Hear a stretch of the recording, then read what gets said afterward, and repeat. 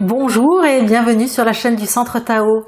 Je suis Isabelle Zobzak, coach et thérapeute en médecine traditionnelle chinoise et j'accompagne les mamans qui ont compris que leur propre santé et celle de toute la famille dépend en grande partie de ce qu'elles mettent dans les assiettes et dans les verres.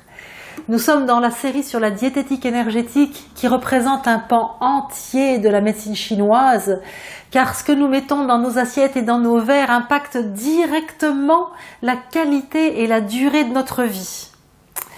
Il y a peu de temps, j'avais fait une capsule sur les boissons et notamment sur l'eau. Et je vais y revenir aujourd'hui car plusieurs d'entre vous, pas mal même vais-je dire, m'ont dit que soit elles-mêmes n'aimaient pas boire de l'eau, ou alors ni leurs compagnons et encore moins leurs enfants. Et comment faire aimer l'eau? Comment aimer boire de l'eau? Donc aujourd'hui, je relève le défi d'essayer de vous faire aimer boire de l'eau, mais même plus qu'aimer, avoir conscience que chaque gorgée d'eau est un miracle et avoir une gratitude infinie de pouvoir boire de l'eau. Cette conscience-là peut faire basculer tout le monde vers une autre façon d'apprécier l'eau, vais-je dire. Alors, déjà, c'est important de savoir que notre corps est fait à peu près de 70% d'eau. Plutôt 80% quand on est un bébé tout moelleux, tout rebondi. Et puis aller plutôt 60%, voire moins peut-être, quand on vieillit et puis qu'on devient toute sèche et ridée comme un vieux pruneau. On se dessèche au fur et à mesure. Dans tous les cas, on va dire qu'à peu près 70% sur la durée de notre vie, de notre corps, c'est de l'eau. Ça peut être de l'eau pure, ça peut être de l'eau sale, voire toxique. En médecine chinoise, l'eau toxique, c'est une eau sale dans laquelle nous baignons. Nous sommes une espèce d'aquarium sur pattes, si mes souvenirs sont bons. Je crois que c'est Claude Bernard qui décrivait notre corps comme un aquarium. Donc, nous sommes comme un aquarium. Il fait 37,2 degrés dans notre corps. Imaginez-vous un marais sous les tropiques quand il ne pleut pas.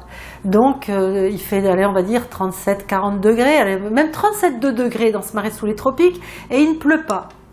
Eh bien, il y a des tas de bestioles, il y a des tas de choses qui stagnent. Vraiment, c'est de l'eau croupie avec des bêtes qui se développent là-dedans. Eh bien, si vous-même, vous ne renouvelez pas l'eau, si vous ne prenez pas conscience de la qualité de l'eau, et j'y viens après, de cette conscience de qualité d'eau de votre corps, ben vous allez vivre dans votre aquarium, sera une espèce de marais sous les tropiques d'eau sale, d'eau croupie, pleine de bestioles. C'est fatigant de vivre comme ça, c'est lourd, c'est douloureux.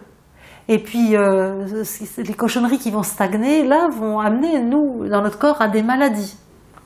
Il est donc important de renouveler cette eau, mais pas seulement en buvant, mais également avec nos pensées et nos émotions.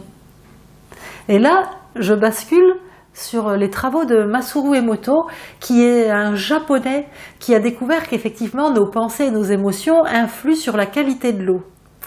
Alors ce scientifique japonais je vais le dire simplement, mais a congelé de l'eau et a pris des photos des cristaux d'eau qui sont congelés. Et il a pu voir, constater en prenant ces photos que l'environnement de l'eau faisait des cristaux complètement différents dans un cas ou dans un autre.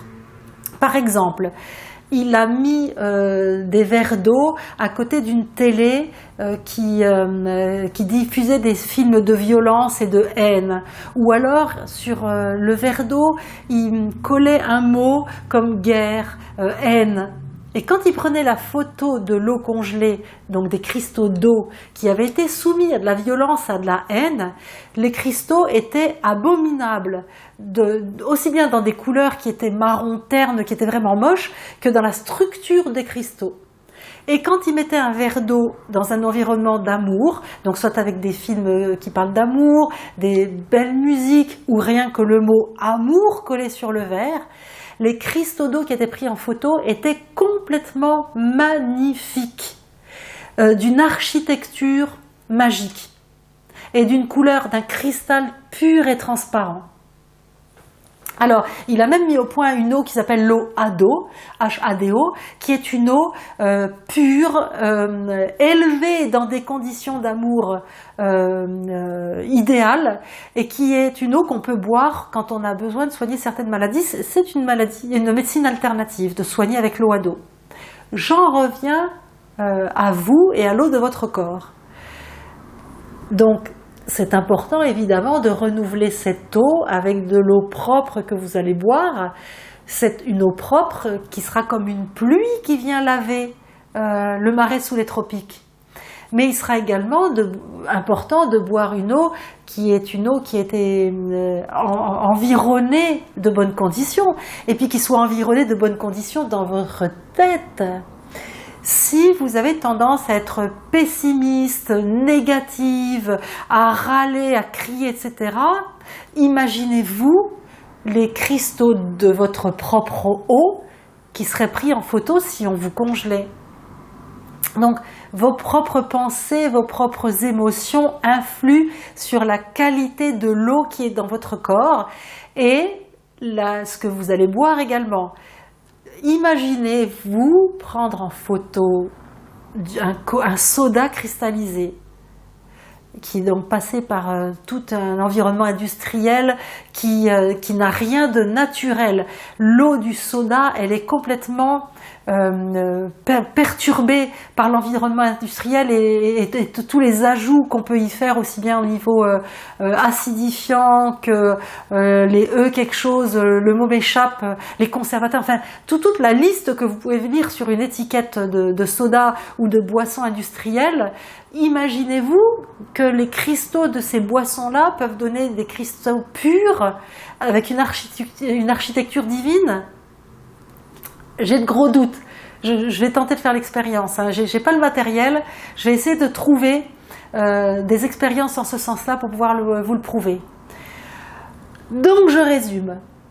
Pour apprendre non seulement à boire de l'eau, mais à aimer boire de l'eau, imaginez une eau pure, une eau dans un environnement d'amour qui va venir inonder votre corps, le purifier, le laver de tout ce qui est négatif au niveau de vos émotions, mais aussi bien de votre digestion, de déchets que votre digestion a pu laisser envahir dans votre corps, parce que des fois on digère dans de mauvaises conditions parce qu'on est stressé, ou des fois c'est des aliments qui ne sont pas idéaux qu'on a mis dans notre corps, et ces eaux-là, ces aliments-là peuvent laisser des déchets. Il faut se nettoyer. C'est pas pour boire à foison. Si vous avez écouté les autres capsules, vous le savez. C'est important de boire ce qu'il y a à boire. Point barre. Point barre.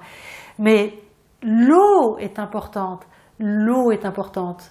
Alors le thé également, puisque c'est de l'eau dans laquelle on rajoute une plante. Mais j'aimerais que vous me laissiez sous cette vidéo, dans les commentaires, votre perception de l'eau maintenant que vous avez suivi cette capsule. Ça m'intéresse vraiment sincèrement parce que c'est tellement important, tellement magique, tellement grandiose que j'aimerais vraiment faire passer ce message. Et puis justement, pour vous aider à visualiser ça, à le comprendre, à l'intégrer en lettres de feu dans votre tête et dans votre cœur, je vous ai préparé un document à télécharger qui va justement vous montrer différentes photos faites dans ces conditions-là pour que vous puissiez voir que ce que je vous raconte, c'est pas du flan, c'est la vérité. À part ça, comme d'habitude, partagez, faites-le connaître au plus grand nombre, devenez celle qui répand l'information en partageant, likez la chaîne et puis abonnez-vous, faites s'abonner vos amis, les êtres qui sont chers pour vous, et puis continuez à me suivre. Si vous avez des questions, n'hésitez pas, je suis là, je vous aime, je vous embrasse, à très très vite.